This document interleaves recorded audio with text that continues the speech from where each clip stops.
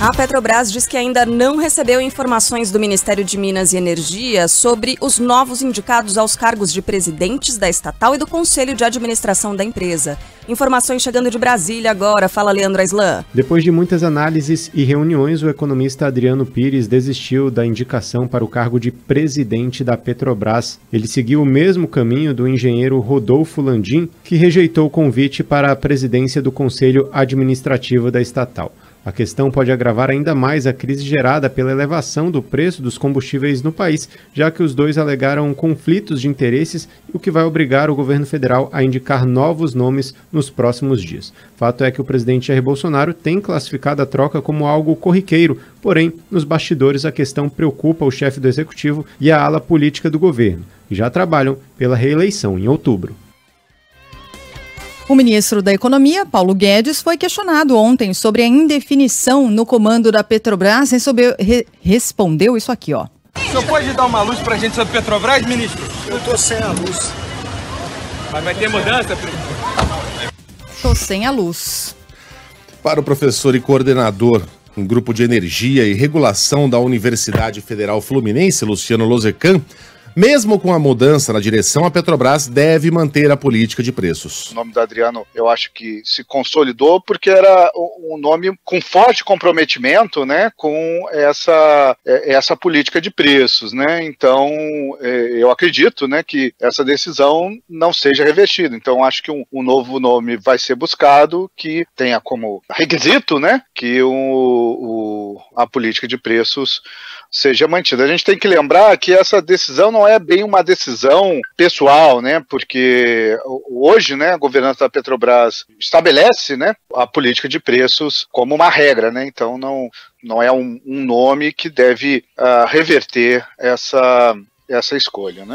Eis aí mais uma crise criada pelo próprio presidente, né? Ao retirar o chefe da Petrobras por motivos por motivos que não seriam resolvidos com a troca, porque o próprio Adriano Pires também é a favor da atual política de preços da empresa, fica agora sem presidente, a principal companhia de capital misto do Brasil, a principal estatal brasileira. O presidente não pode nem apelar mais para os generais, porque quem é que vai topar assumir esse cargo depois da humilhação pública a que foram expostos os dois últimos presidentes, né? Roberto Castelo Branco e o general Silvio Luna. Aliás, o general Silvio Luna não escondeu a insatisfação, saiu atirando, criticando a intenção de se utilizar a Petrobras para política não só de governo, mas para política partidária. Então, quem é que vai aceitar uma bucha dessas? E tudo isso para quê? Para fazer uma troca que não traria nenhuma consequência prática nos preços dos combustíveis. É difícil até a gente fazer uma análise, porque para entender essa crise gerada por Bolsonaro, a gente teria de estar dentro do labirinto, da casa maluca, que é a cabeça do presidente. E só quem está lá dentro é ele próprio. Fato é que com um aumento de mais de 18% no valor do querosene de aviação em refinarias brasileiras, as companhias aéreas já admitem um repasse, minha gente, de até 30% no preço dos bilhetes. André Coutinho. Com o novo reajuste anunciado pela Petrobras, o QAV ultrapassa o patamar de 90% de aumento em relação a 2019. Algumas rotas brasileiras já registram aumentos superiores a 130% no preço das passagens, segundo o levantamento feito pelo metabuscador Kayak. Procuradas, as três principais companhias aéreas brasileiras admitem ser inevitável o repasse para o valor dos bilhetes. A Gol afirma que atualmente o querosene da aviação corresponde a cerca de 50% dos custos de um voo. A Latam fala em alterações em voos programados e aumento de preços e serviços na ordem de 25% a 30%. E a Azul ressalta que outros fatores também podem influenciar no custo dos bilhetes, como trecho, disponibilidade de assentos e compra antecipada. Pois é, gente. Não tá fácil, não. Dólar, tudo bem, caiu, né? Ontem a gente teve mais uma queda aí acentuada, algo até inesperado algumas semanas atrás, né? Pelos especialistas, pelos economistas, que a gente tem de cotação do dólar hoje é de 4,60. Ontem foi uma queda de 1,27%. Mas, ainda assim, o preço dos combustíveis não está ajudando não e está alavancando lá para o alto o preço das passagens. Aliás, já tem impacto, né? O Coutinho estava falando de as companhias admitirem um repasse de até 30% no preço dos bilhetes, mas nesse fim de semana a reportagem da Band mostrou algo em torno de 40% já nas passagens, por exemplo, em trechos como São Paulo-Porto Alegre, Belo Horizonte, São Paulo. Então, 40% é uma paulada, né? É muita coisa, gente. A cada Copa do Mundo, a cada Olimpíada, eu fico me perguntando se cabe no meu orçamento viajar ao país em que está acontecendo o evento. E no caso do Catar, todo dia eu entro lá nos buscadores para ver se eu encontro uma promoção, enfim. Não só não encontro, como o preço está aumentando semana após semana. Ontem eu fiz isso. Ontem eu fui até todos os sites que eu me lembrei. E o preço mais baratinho que eu encontrei, para uma passagem de ida e volta até Doha, foi de R$22 mil, né, no site da própria Qatar Airways. R$22 mil para uma pessoa, tá? Sem contar o que você vai gastar com o transporte. Hospedagem tá bem cara tá também. Cara para burro. Sem contar o que você vai gastar com alimentação. Classe, não é possível? Primeira classe? Eu até olhei, só de curioso, a classe executiva. A classe executiva mais barata, num voo lá de 2 escalas, você tem que ir até Nova York, aí de Nova York você tem que ir até Istambul, e aí de Istambul até... R$40 mil. Meu Deus do céu. Tá bom? Essa era mais em conta. Quer dizer, não dá. Não tem a menor condição. Você vai, no final das contas, tirar R$60 mil do bolso para acompanhar a Copa do Mundo. Não tem a menor possibilidade disso acontecer. O negócio é comprar uma televisão nova, maior, com mais definição e acompanhar em casa mesmo, né? De repente até um aparelho de som bacana, tudo isso sai mais barato. Surround. Compra uma boa TV, né, e uma soundbar. Mas aí que também... aí você liga a Band News FM na soundbar, que é aquele, né, tipo é um home theater moderno, muito mais fácil. É tipo uma barra, é tipo uma caixa de som que você põe na frente, no rack ali, e ela faz todo o negócio surround e tal. Mas como e aí você pode ligar a TV. Como consegue fazer isso? Então, é tecnologia, não é feitiçaria, é tecnologia. Não tem que ter as caixinhas atrás da gente? Então, não mais. É claro que um sistema mais sofisticado, mais moderno, aí você coloca as caixinhas, sistema acho que de 5 até 7 caixas, né, que você coloca na parte de trás, mas a soundbar, aí ó, o Thiago Rossi colocou isso na nossa live, ó. É uma barra que você põe embaixo da TV e ela consegue... Esses 2 adultos vendo TV que nem criança. Não, assistindo uma tela de descanso da TV, né? Os 2 deitadinhos de bruços, os 2 adultos assistindo TV que nem criancinha, sabe? E o que tá passando na TV é uma tela de descanso com uma imagem lá da floresta amazônica. Nada como um bom banco de imagens, né? Mas de imagens tem dessas, né? Esse pode ser eu no futuro? Tá bom. O problema é que nem pra isso a gente tem grana, carinha. Vai ter que ser na TV velha mesmo. Vamos seguir aqui girando a nossa reportagem, agora para atualizar as chuvas no Rio de Janeiro. Gabriela Morgado nos traz a atualização. O Corpo de Bombeiros faz buscas por 4 desaparecidos na Ilha Grande, em Angra dos Reis, após o temporal que atingiu a Costa Verde e outras regiões do estado. 20 mortes foram confirmadas desde sexta em decorrência das chuvas. Além de Angra e Paraty, no litoral sul, e Mesquita, na Baixada Fluminense, a Defesa Civil de Cachoeiras de Macacu, na região serrana, confirmou que uma mulher de 44 anos morreu na madrugada de domingo arrastada pelo rio. O Ministério do Desenvolvimento Regional liberou R$2.400.000 para a cidade de Angra, uma das mais afetadas pelo temporal. PSOL, PT, Rede e PCdoB pedem ao Conselho de Ética da Câmara a cassação do mandato do deputado federal Eduardo Bolsonaro, do PL de São Paulo. No último domingo, o nosso ouvinte se lembra, o parlamentar usou as redes sociais para debochar da tortura sofrida pela jornalista Miriam Leitão durante a ditadura militar. O comentário foi feito depois de a coluna do jornal O Globo, coluna da Miriam, trazer um texto apontando ser um erro da terceira via tratar Lula e Jair Bolsonaro como iguais. O argumento é que eles têm os seus defeitos, os seus problemas. Ela própria foi atacada de maneira muito covarde pelos dois, já havia sido antes do tweet do Eduardo Bolsonaro, mas que Jair Bolsonaro é uma ameaça à democracia, enquanto Lula não é. Na década... Aí o Eduardo Bolsonaro foi lá e escreveu um tweet, além de tudo, covarde, porque não assume a sua real intenção, né? Ele escreveu lá, ainda com pena dá, e aí um emoji de cobra. Ele estava se referindo a um episódio grotesco, bárbaro, medieval, em que a Miriam foi colocada nua numa sala escura com uma jiboia, nos anos 70, pelo seu torturador. Ela fazia parte de um grupo lá que fazia resistência à ditadura. Ah, mas ela defendia o comunismo. Defendia, verdade. E você tortura quem defende um sistema político diferente do atual vigente? É assim que a banda toca? E os nossos humanistas, os nossos defensores da vida, né? Eles estão sempre lá prontos para defender a vida do feto. Acham bacana um deputado que debocha de uma mulher grávida colocada numa sala escura ao lado de uma jiboia? É disso que se trata. A Miriam Leitão tá na dela, quando ela faz uma análise da postura do Jair Bolsonaro como governante, como democrata, ela tá fazendo o seu trabalho de jornalista, ela tá fazendo uma análise. É isso que ela faz da vida. Você pode discordar, você pode escrever um texto mostrando por que ela tá equivocada. Mas um deboche de um episódio de tortura que certamente foi traumático para ela e para tantas pessoas é uma ofensa não só a ela, mas à humanidade de uma maneira geral, não é nem só as mulheres. Ora, o deputado Arthur Duval não está sendo cassado, provavelmente será cassado do seu cargo de deputado estadual por causa daquele áudio envolvendo as refugiadas ucranianas. Ele não está sendo cassado porque ele ofendeu aquelas mulheres. Até porque elas nem sabem disso.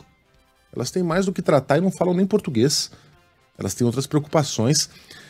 Ele está sendo cassado porque ele demonstrou que não tem condições morais para exercer um cargo público tão importante. Um cargo eletivo. Porque aquilo não era uma ofensa às refugiadas ucranianas. Era uma ofensa às mulheres, de uma maneira geral. Esse tweet do Eduardo Bolsonaro, e por que ele é covarde? Porque da maneira como foi escrito, para quem não conhece a história da Miriam Leitão, mas os extremistas que o seguem sabem exatamente do que ele está falando, parece ser algo diferente, mais suave. Fica a impressão que ele está chamando a Miriam de cobra. Não é o caso, seria grave, mas menos grave do que debochar de um episódio de tortura. Por isso, covarde.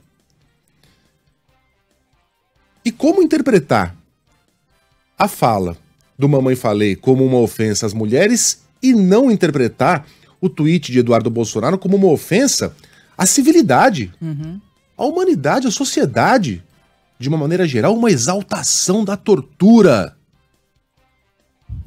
Que canalha! Vai acontecer alguma coisa? Não. E o Eduardo vai continuar se sentindo muito à vontade para cometer as barbaridades que comete, porque afinal de contas é um dos filhinhos do papai. Ainda não há data para esses pedidos de cassação serem analisados no Conselho de Ética da Câmara. Quero aproveitar para recomendar aqui aos nossos ouvintes o texto escrito pelo nosso colunista Jamil Chad, colunista também do UOL, intitulado Carta ao Deputado Eduardo Bolsonaro, nem a história e nem a justiça perdoarão. O começo do texto é o seguinte: viajando por mais de 70 países nesses últimos 20 anos, descobri que a maior divisão que existe numa sociedade não é entre esquerda e direita, nem entre ideologias, etnias e nem mesmo entre ateus e religiosos. Descobri que a maior divisão no planeta é entre o humano e o desumano. E aí depois segue essa carta, recomendo aqui a leitura aos nossos ouvintes. O Ministério da Educação pode perder a licitação para a compra de ônibus escolares por suspeita de superfaturamento. A pasta está sob investigação do Tribunal de Contas e da Controladoria Geral da União. Os dois órgãos acompanham o processo de licitação para aquisição de 3.850 veículos que tiveram o valor superfaturado em 54%. E com isso, o preço subiria a 1 bilhão e 300 milhões, aliás, de 1 bilhão e 300 milhões para quase 2 bilhões e 100 milhões de reais. O processo ainda não foi concluído e poderá ser suspenso pelo Fundo Nacional de Desenvolvimento da Educação, justamente do MEC. Ontem, o Ministério Público entrou com pedido no TCU para pedir a suspensão do pregão eletrônico. Segundo o presidente Jair Bolsonaro, foi o próprio governo que descobriu e alertou sobre a suspeita de sobrepreço. E além da nova polêmica, o Ministério da Educação continua sob investigação pelo escândalo que culminou na exoneração do ex-ministro Milton Ribeiro. Hoje, inclusive, a Comissão de Educação do Senado deve ouvir 9 prefeitos que acusam os pastores Ailton Dias e Gilmar Santos de pedir propina para liberar recursos do Ministério. Na última sexta-feira, Milton Ribeiro não compareceu à audiência. A ministra Carmen Lúcia, do Supremo Tribunal Federal, ainda aguarda um parecer da Procuradoria-Geral da República para inserir Jair Bolsonaro no inquérito. O presidente teria indicado os 2 pastores evangélicos ao então ministro Milton Ribeiro. O ex-chefe da pasta nega que o presidente tenha orientado a liberação de recursos para prefeituras aliadas. Desculpa, eu estava mergulhado ainda no Eduardo Bolsonaro nos meus pensamentos.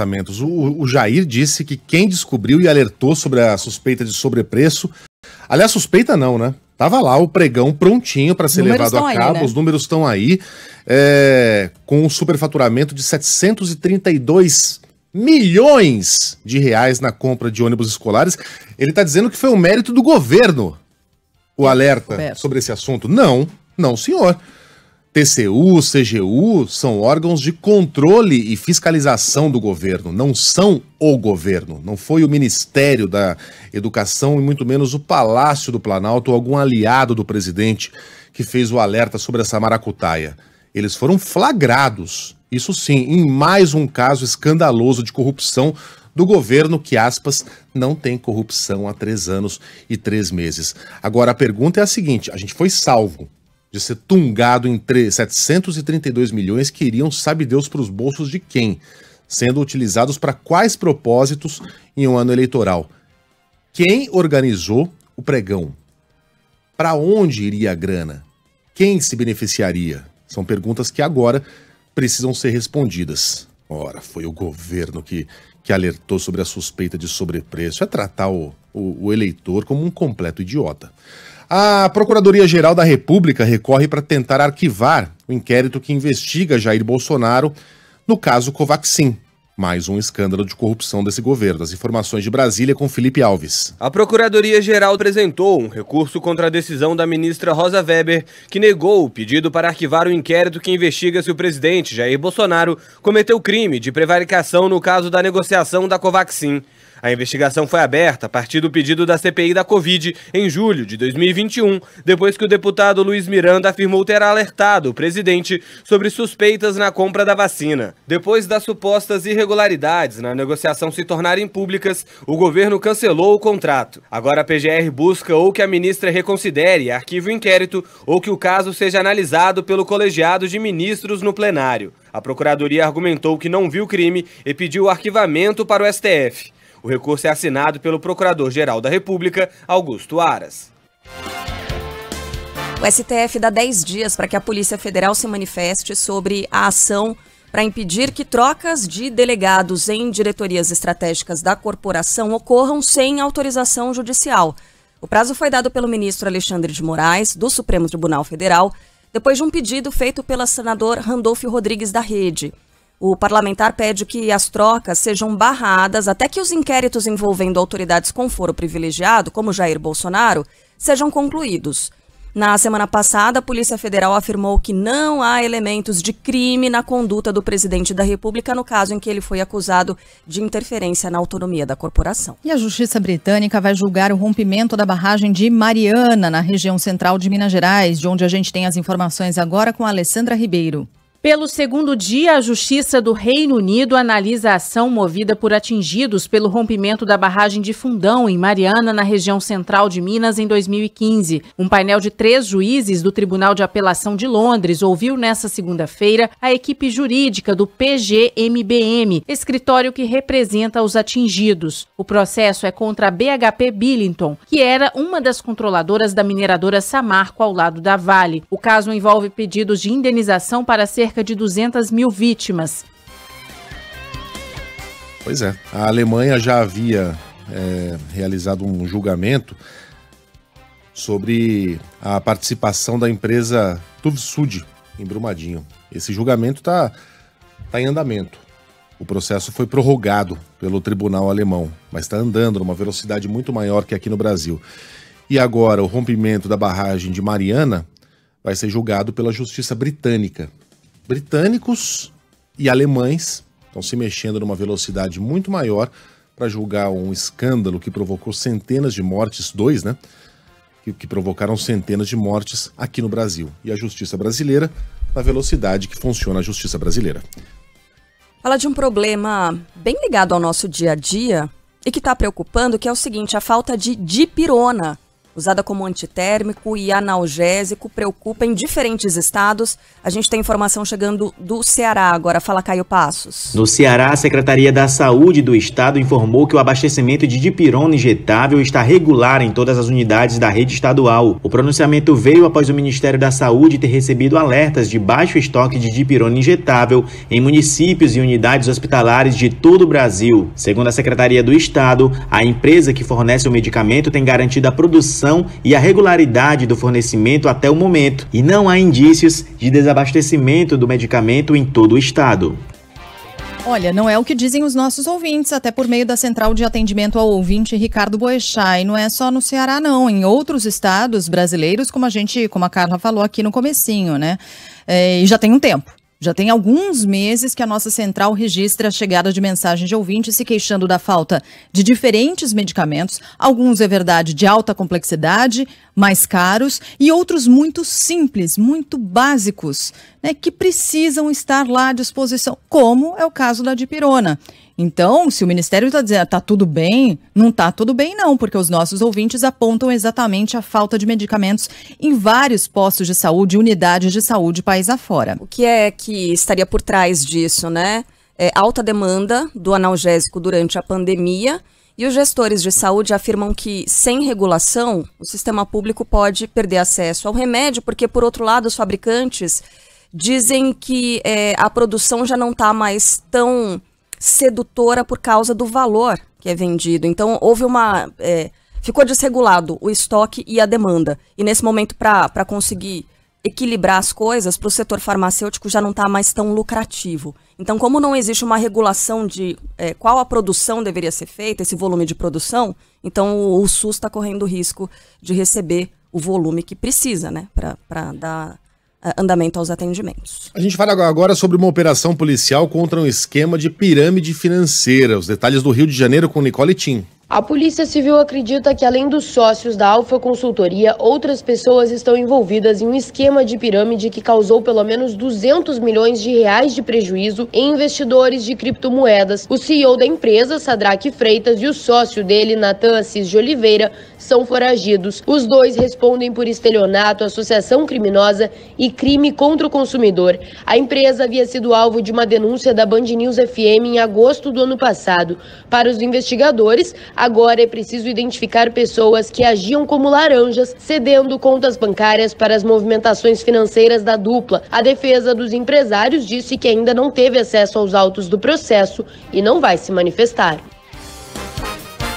A possibilidade de um carnaval fora de época gera discussões na capital paulista. Destaque chegando com Reni Ravanelli. Blocos de carnaval pressionam a Prefeitura de São Paulo a liberar a folia de rua no feriado prolongado de Tiradentes. 6 coletivos, que representam 95% dos blocos, divulgaram um manifesto para cobrar um posicionamento do município. O texto vem à tona no momento em que grandes festas de carnaval estão programadas para o Vale do Anhangabaú e o entorno do Parque do Ibirapuera. Integrante do bloco Ritalina e coordenadora da Comissão Feminina de Carnaval de Rua, Alessa Camarinha critica a falta de uma política pública. Não tem tempo para abrir edital para um patrocinador master, para colocar muitos banheiros públicos na cidade. Isso teria que ter sido política pública e endereçamento de um plano lá em fevereiro, que a prefeitura não fez.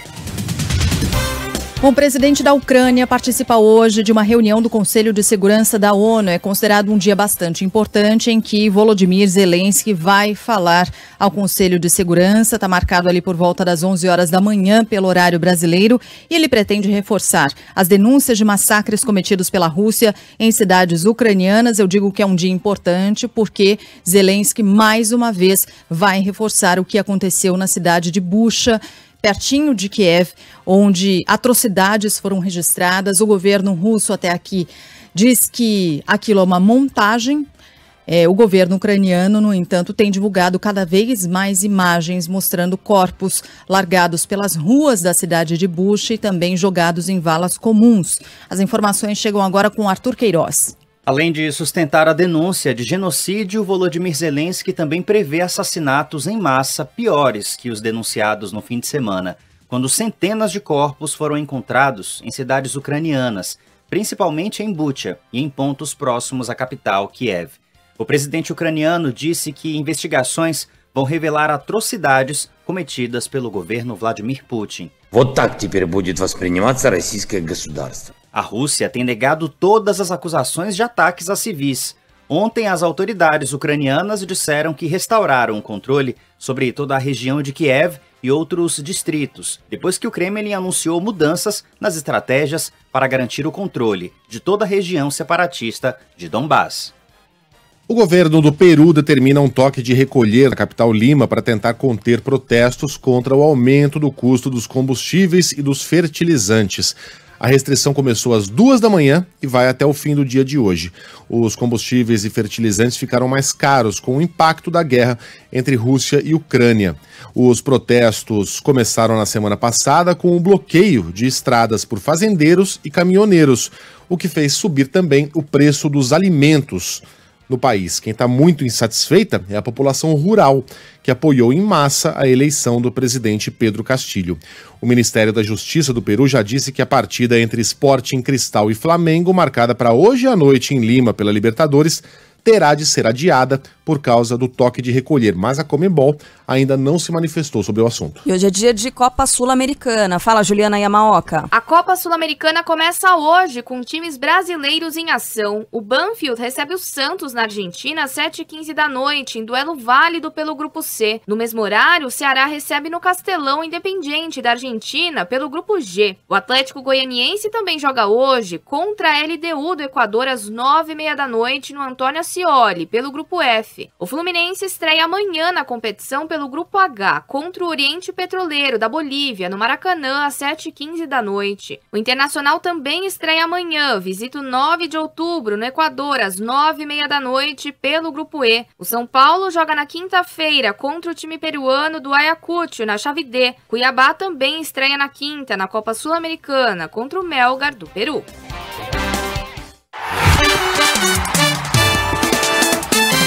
Futebol, com Milton Neves. Oferecimento Sicredi. Conheça a primeira instituição financeira cooperativa do Brasil. Sicredi. Gente que coopera, cresce. Casa do Construtor. Aluguel de equipamentos. Ligue 0800 200 0217. E Safra. Empréstimo com garantia do Saque Aniversário FGTS é na Safra Financeira.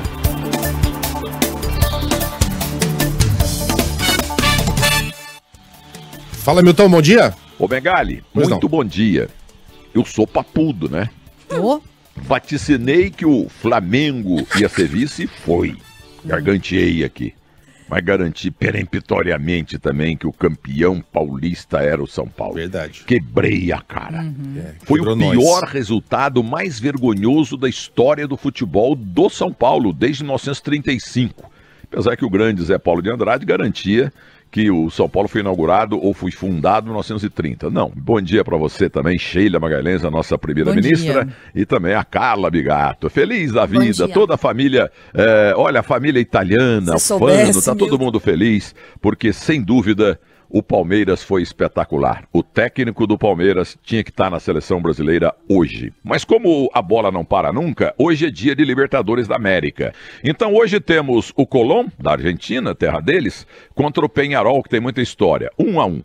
E o Caracas vai enfrentar em casa o Atlético Paranaense, que é um bom time, muito profissional, antes do SAF aí. Atlético Paranaense 1-0. E o Olímpia, hein? O time do Olímpia ganha do Cerro Porteño por 1-0. E o glorioso Always Ready, e vai ser o adversário do Corinthians. O Corinthians que tem os seus velhos com fama e que não estão jogando nada. O Sport, esse jogo vai ser 1-0 pro Corinthians. E o Sporting Cristal do Peru recebe o Flamengo. O Flamengo torto de tudo, descabelado, perdeu pro Fluminense, que é um time 1000 vezes mais barato. Flamengo também tá uma draga danada. E o técnico português, nota meio, diminuir a nota dele. Sporting Cristal do Peru, 1. Flamengo 2. Amanhã eu volto, um grande abraço para vocês e grande terça-feira. E não custa lembrar mais uma vez, ninguém sabe se o jogo entre Sporting Cristal e Flamengo vai ou não acontecer por causa da greve geral no Peru. Por enquanto, nenhuma manifestação da Conmebol.